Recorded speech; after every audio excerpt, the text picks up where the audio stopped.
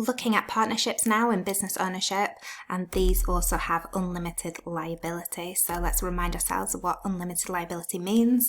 It's where the owners are responsible for all the debts of the business. So they put their own personal assets at risk by operating in this way. A partnership just means two or more owners. And they also, just like sole traders, they also have unlimited liability. Now, they may wish to create a legal document called a deed of partnership, and this is this agreement between partners that sets out rules of the partnership. For example, how profits will be divided and how the partnership will be valued if a partner wants to leave. If you don't have a deed of partnership and someone leaves, then the partnership ends as a business. So it is quite an important and a good document to do, but you don't need it to run a partnership. So advantages and disadvantages of the partnership. You'll notice on the left hand side I've put the advantages and disadvantages of sole traders as well. The reason for this is quite often on these type of questions that you get, the longer essay questions, they're asking you to compare or have a scenario where you've got a sole trader and they're thinking of taking on a partner.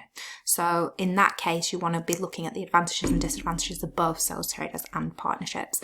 But very, very similar things with a partnership. It's very cheap and easy to set up. There's no like formal paperwork that you need, but you may want to have a deed of partnership, and you may want a solicitor to look over that deed of partnership as well to make sure it's all above board and it's all fair.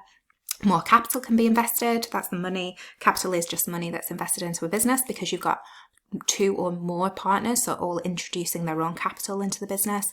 And then partners might bring different skills and then they can specialize in different areas of the business. One of the problems with the sole trader is they can get very stressed and they have to kind of manage all these major decisions themselves.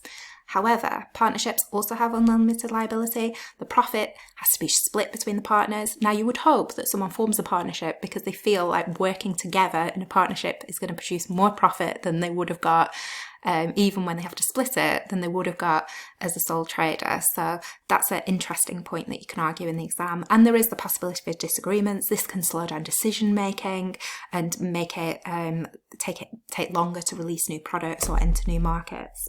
Let's have a look at some past paper questions and nice multiple choice questions. So which of the two apply to partnership? They're not owned by one person. They're not owned by shareholders. The owners are called partnerships. They may sign a deed of partnership. There has to be at least two owners.